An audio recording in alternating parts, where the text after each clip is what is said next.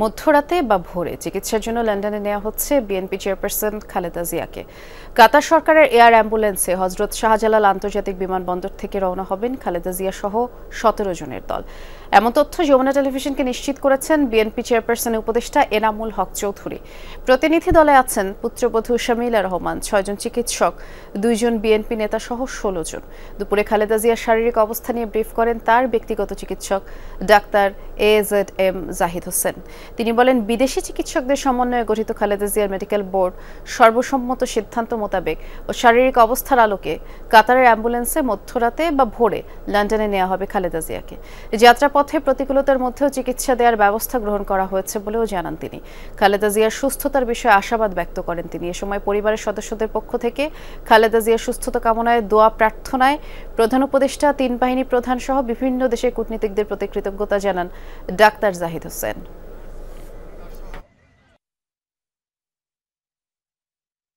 আমরা ইনশাআল্লাহ যদি সব কিছু ঠিক থাকে, আমরা কাতার রয়্যাল এয়ার অ্যাম্বুলেন্সের মাধ্যমে দেশনেত্রী বেগম খালেদা জিয়াকে আজকে এই মধ্যরাত্রির পরে অথবা আগামীকালকের সকালের ভিতর ইনশাআল্লাহ আমরা ওনাকে ইউকেতে অর্থাৎ লন্ডনে ওনাকে একটা নির্ধারিত হসপিটাল আমরা ঠিক করেছি, সেখানে আমরা ইনশাআল্লাহ ওনাকে নিয়ে যাব।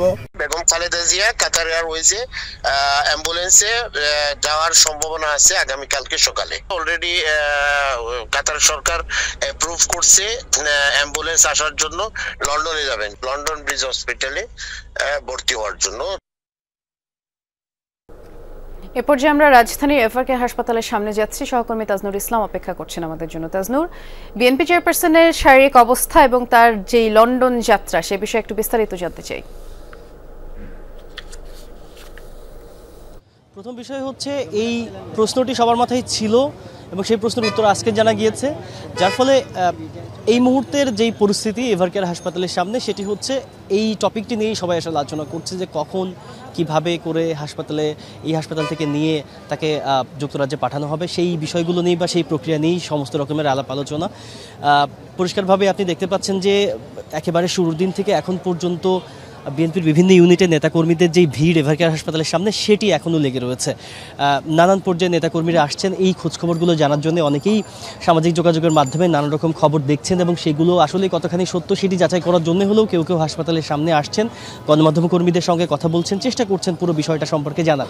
যে বিষয় একটুখানি আপনাকে জানিয়ে রাখি বৃষ্টি, যে বিদেশে নেওয়ার ব্যাপারে আলোচনাটা শুরু থেকেই ছিল, তবে পরিস্থিতি এতখানি খারাপের দিকে গিয়েছিল যে তখন আসলে চিকিৎসকরা কোনোভাবেই ঝুঁকি নিতে চাননি। পরে 2-3 দফায় যখন বিদেশি চিকিৎসকরা এই বাংলাদেশের চিকিৎসকদের সঙ্গে যুক্ত হলেন, তারা গভীরভাবে পুরো বিষয়টি পর্যবেক্ষণ করলেন এবং আজকে এসে সেই সিদ্ধান্তটি নেওয়া হলো যে খালেদা জিয়াকে অবশেষে বিদেশে উন্নত চিকিৎসার জন্য নেওয়া হবে। তার মানে বিষয় যেটি দাঁড়াচ্ছে যে গত কয়েকদিন ধরে যেই পরিস্থিতি খারাপের যে সংবাদ আমরা দিচ্ছিলাম, অর্থাৎ পরিস্থিতি খুবই খারাপ বা পরিস্থিতি খুবই আশঙ্কাজনক, কোনো উন্নতি কিংবা অবনতি কোনো রকমের খবরই আমরা দিতে পারছিলাম না, সেই জায়গা থেকে একটুখানি আসার কথা এটি হতে পারে যে নিশ্চয়ই তার শারীরিক অবস্থার অন্তত এই পর্যায়ে পৌঁছেছে তাকে এই মুহূর্তে আসলে বিদেশে নেওয়ার সুযোগ তৈরি হয়েছে।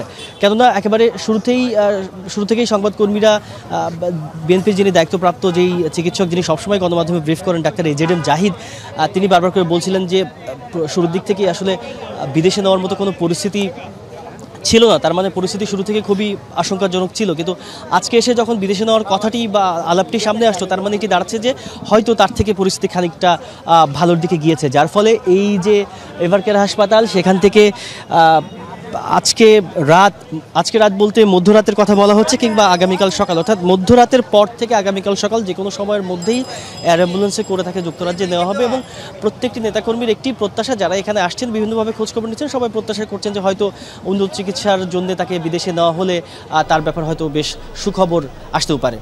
বৃষ্টি, অনেক ধন্যবাদ তাজনুর, আপনি আমাদেরকে বিস্তারিত জানাচ্ছিলেন।